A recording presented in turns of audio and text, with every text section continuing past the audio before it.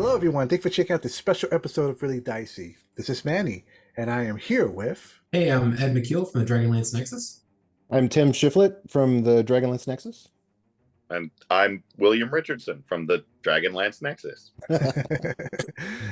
Thank all of you for coming back again to talk to us about Dragonlance. I'm intrigued, very intrigued that the next product you decided to release was the Journals of Kaz the Minotaur, the Lost Colony. Only because, well, one, I thought I was one of the very few people that knew who Kaz the Minotaur is. I usually, when I talk to people about Minotaurs and them as playable races, I usually use Kaz as an example, and then usually the first question that comes out with is who's Kaz, and then I have to send them links and all this stuff so they can know who Kaz is. And I find Kaz to be a very important character that I enjoyed reading about growing up.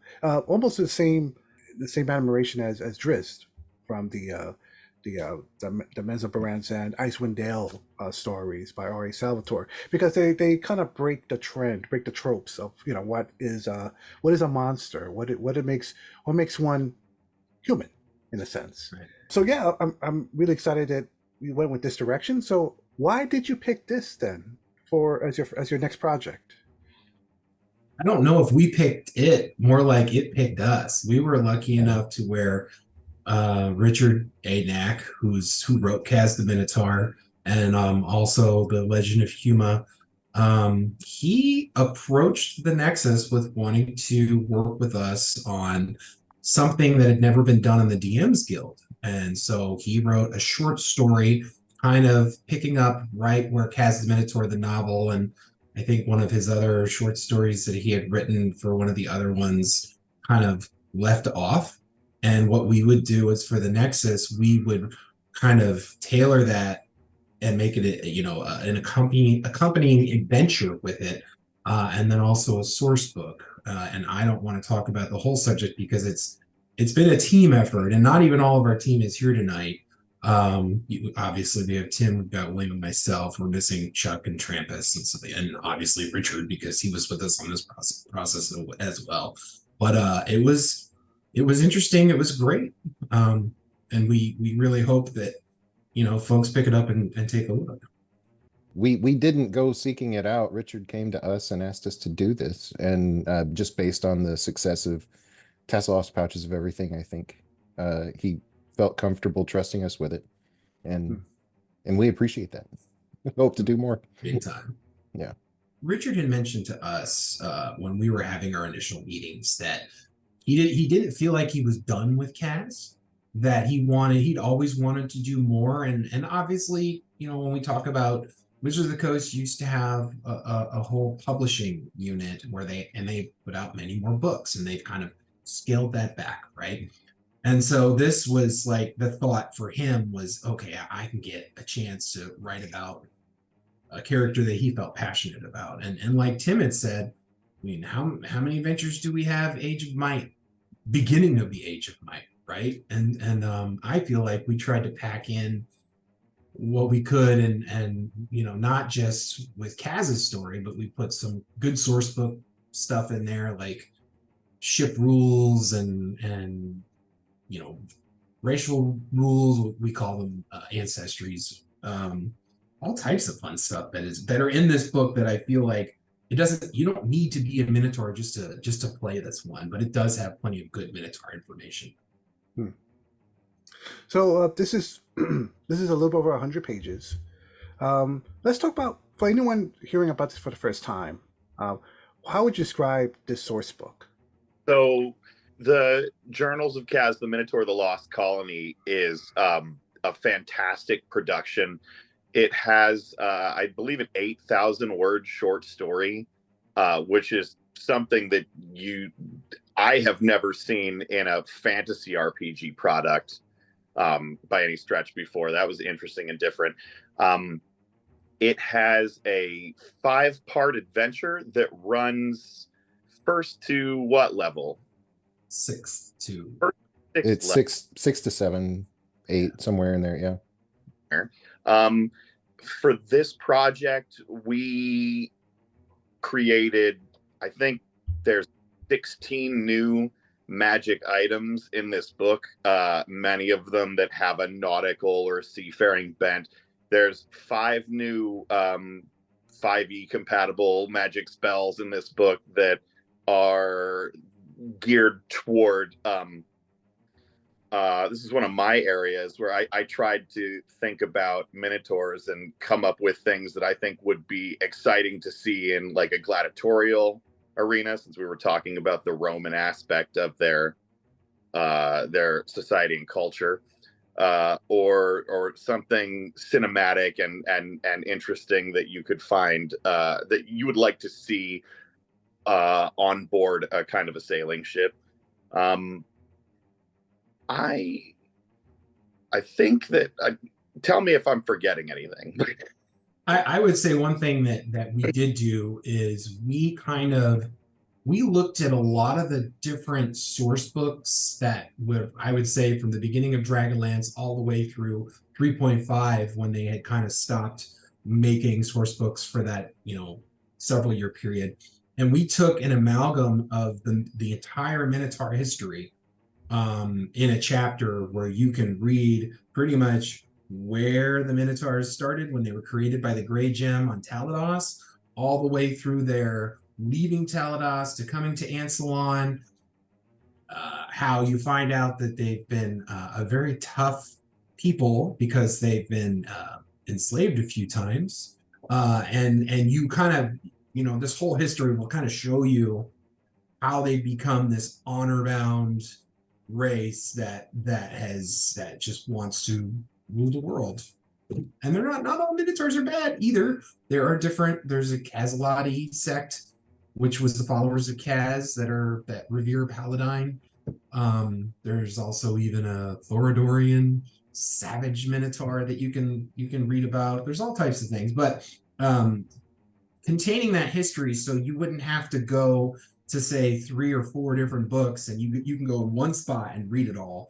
I thought that was pretty cool. Yeah.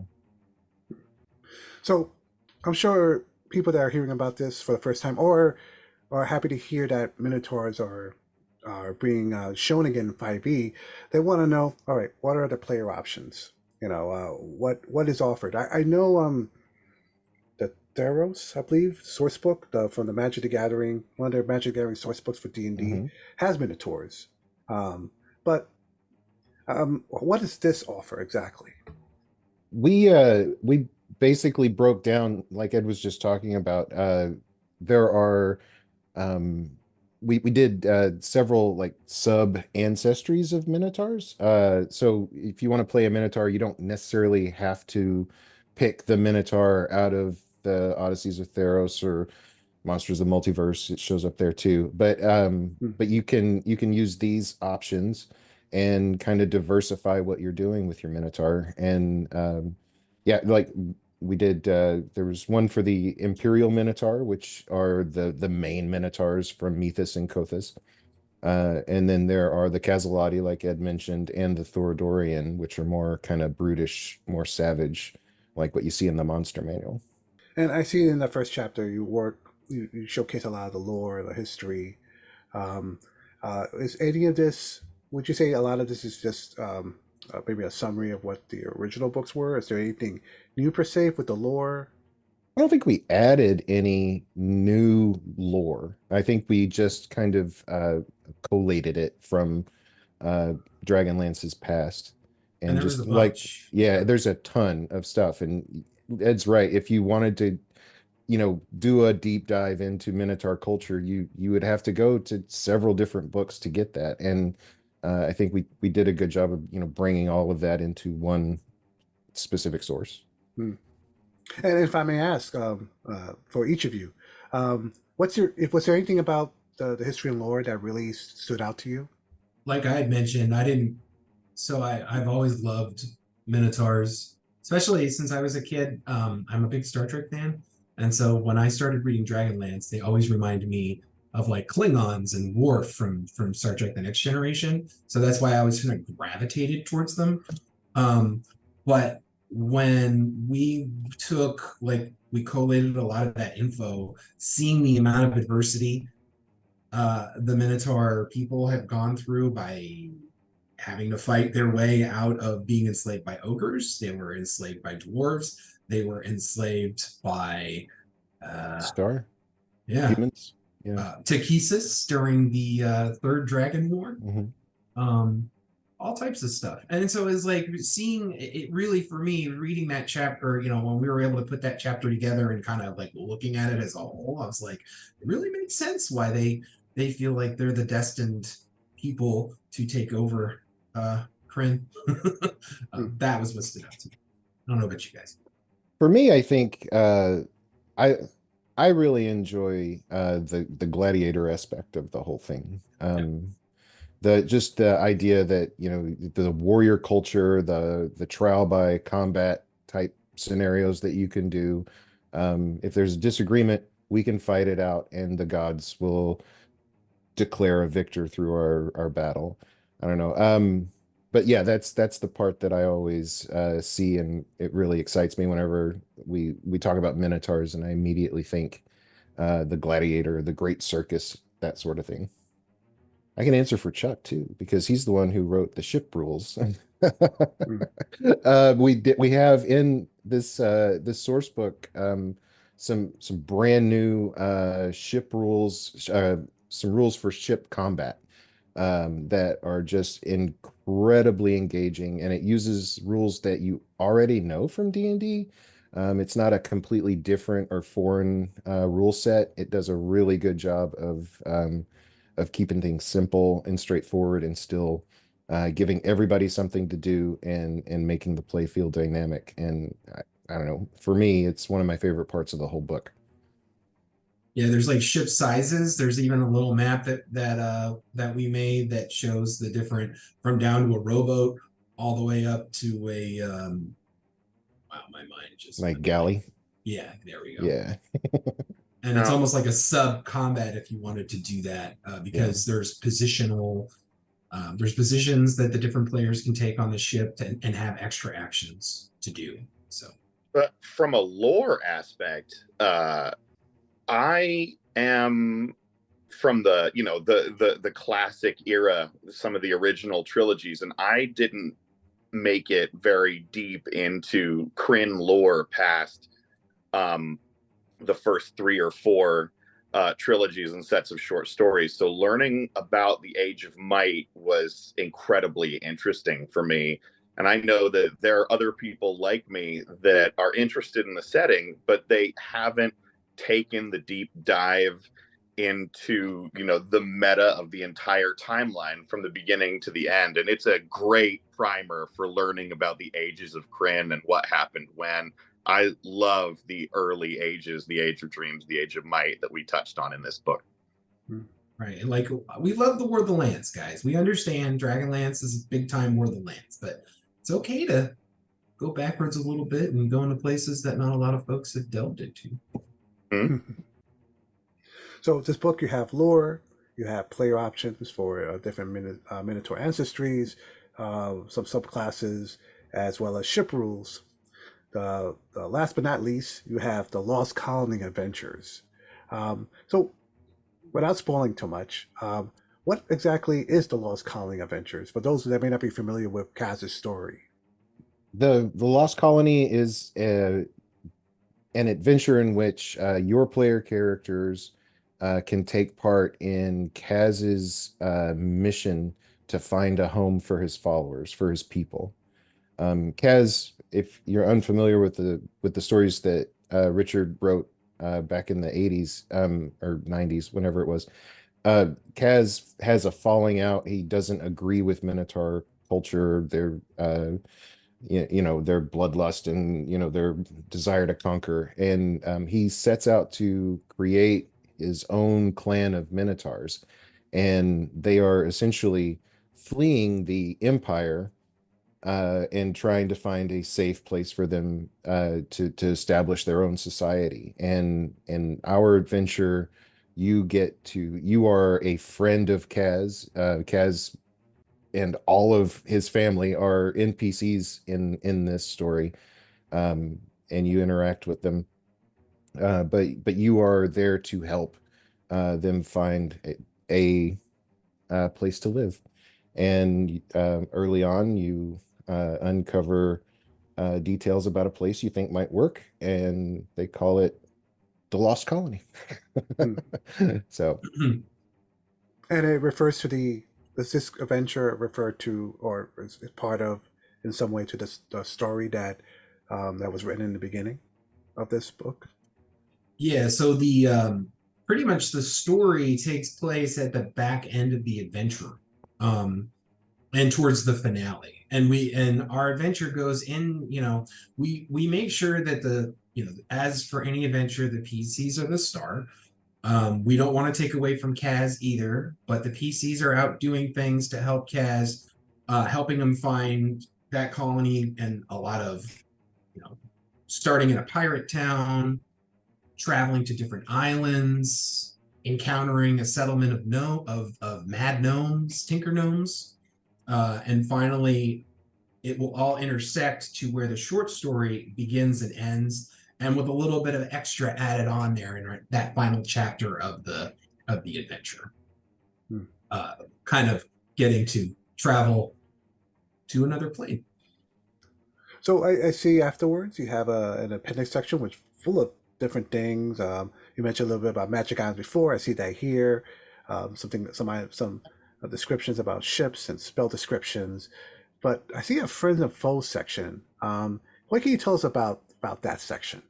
I thought the constructs were some of my favorite ones to build because just I don't know if this is a spoiler or not. At one point you go to an island that is occupied by mad gnomes who've set up their own society, and they have all of these constructs that they have created that are there to help them achieve their goals.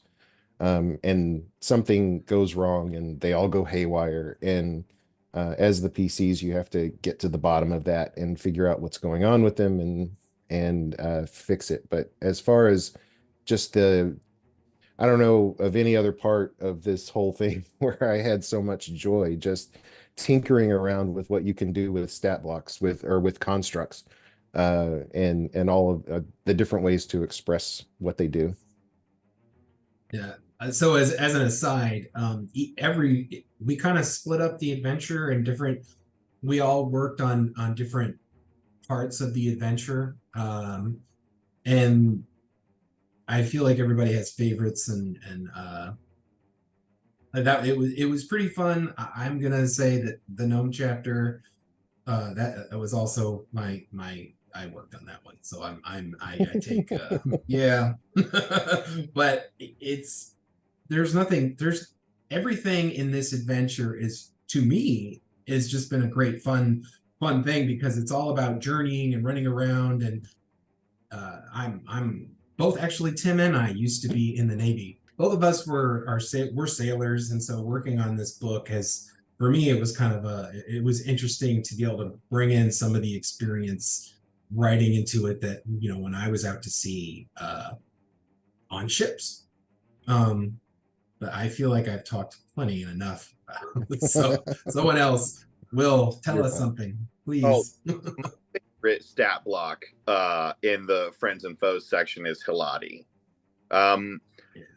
I really appreciate a strong female character. I really appreciate that there's more representation. I really appreciate that these NPCs that support heroes are getting math and numbers attached to them so that dungeon masters can choose to make them a more active part of adventures. I loved the process of learning about Hilati and reading about Hilati, and the stat block, that means a lot to me that's included. So a question about the setting, whether or not this could be moved to a different part of Dragonlance universe. So there may be someone watching this video and thinking like, "Oh, I would love to expand the lore of Minotaurs on in my game in Forgotten Realms, or in my game in Greyhawk and so forth." And they may be looking at this. Is this transportable to a different setting? Yeah, 100%. The sailing rules and the naval combat rules are so good that you can use them in any traditional fantasy Age of Sail setting, anywhere that has an inner sea, or an outer one, anywhere there's a large enough body of water to put more than one boat on at a time. Those are instantly and immediately transferable. Our other subclasses that we came up with for fighter, the mariner, and the my brain just blanked. The Rageborn Sorcerer, Yeah, the Sorcerer, Rageborn, the one yeah. you worked on. Very pre-fi. The Rageborn Sorcerer, we put lore in there that attaches them to Krynnish Minotaurs, but the Rageborn Sorcerer can be picked up and dropped anywhere. The magic items are not so tied to setting that they can't be picked up and removed. I am a transfer it to another setting GM, and I think that the appendix for Friends and Foes is immediately and instantly raidable. And I appreciate all the little bits and pieces that we added in here to give it value for push for dungeon masters that are not native to Kryn. I'll say And we forgot to too. bring up subclasses. We forgot to that's bring up right. subclasses. We Yeah. totally skipped them. But That's go all ahead. right. Sorry. They're great. I do. Yeah, no, they are. They're great. Yeah, I feel like we're skipping over too, though. The gazetteer that's in the book, Gears Folly is not. It's we. You asked about lore earlier, and I wasn't thinking about it, but Gears Folly is a completely made up pirate town that we came up with, and William did a lot of work expanding it out, and it is an adventure location all on its own. You could do a whole sandbox adventure just in that pirate town. So and you can place it in any world of your choice. Yeah. Yeah. So is this now available at Drive to RPG? Is there a printable version yet for this? So the print on demand has it's already with the printer. Basically, they kind of slowed down during the holidays. We were told potentially here in the next 2 to 3 weeks we'll be able to have that for sale. But it's there. We're just I actually already ordered the proofs. So whenever they send that out to me, I will get it UPS quick because I paid extra for shipping. I will visually inspect. We're doing a standard and a premium book. The standard book is fine. It's what any normal gaming book would look like. The premium is going to be your higher gloss pages. The colors will pop a little bit more. And of course, the price will be a little bit more as well. But hopefully here, mid to late January, depending on when this video drops, hopefully, definitely within that time frame. But they have all the information. The DMs Guild had already sent me the email that they had accepted it for print on December 23rd. So we're just playing the waiting game. All right, excellent, excellent. And I'll put all that information in the description below, including links. And excellent. So before we wrap up, what is next for Dragonlance Nexus? We did just put out Autumn Twilight, Mhm. which was it is a 5th edition conversion of the original 1st edition modules, the War of the Lance modules, DL 1 through 5. So we did a complete conversion of that, put in some new maps. All they're virtual tabletop friendly and all of that stuff. So but the next thing that is almost done, it's just got a few little things to work out, is there's an adventure that I wrote that essentially is geared toward people who want to they want to run the classic Dragonlance campaign, but they don't necessarily want to use, like, players tend to like to make their own characters. And so in this, or you can also use make it available to use, you know, the classic characters too. But essentially, the whole point is it's an adventure that takes characters from 1st to 5th level and drops them off at the first event of Dragons of Despair DL1. And it takes place in Solace, in and around Solace, so that you get familiar with the town, with the people, with, you know, all of the things. You develop relationships with certain NPCs, and so the events of the classic adventure hit harder, and there's more investment. So that's something that's coming. It's almost complete.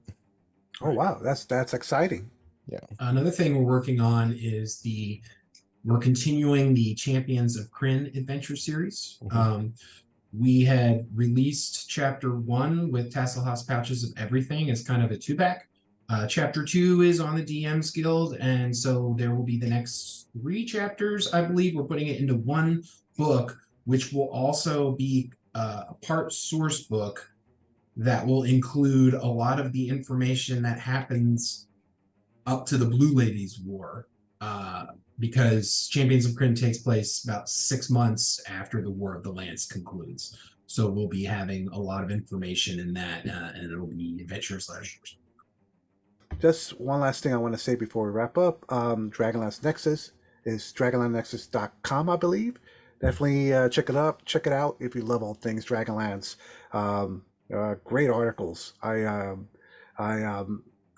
Before Really Dicey was Really Dicey, I used to just check that site every once in a while, just to kind of keep up what's going on in Dragonlance and see. And it was great to see just the excitement for it still happening after decades. 20 years, yeah, 20 years old, or almost 21 years old now. Oh, the Dragonlance Nexus. Yeah, you're right. Yes. You know, And we will be at GaryCon, by the way. The Dragonlance Nexus is going to be doing a little bit of a presentation at GaryCon, and we'll be having some gaming events as well in March. Excellent. So yes, thank you 3 for coming by and talk to us about the Journals of Kaz the Minotaur, the Lost Colony. Very excited about that. And to our viewers, be safe out there, keep warm. We'll see you next time.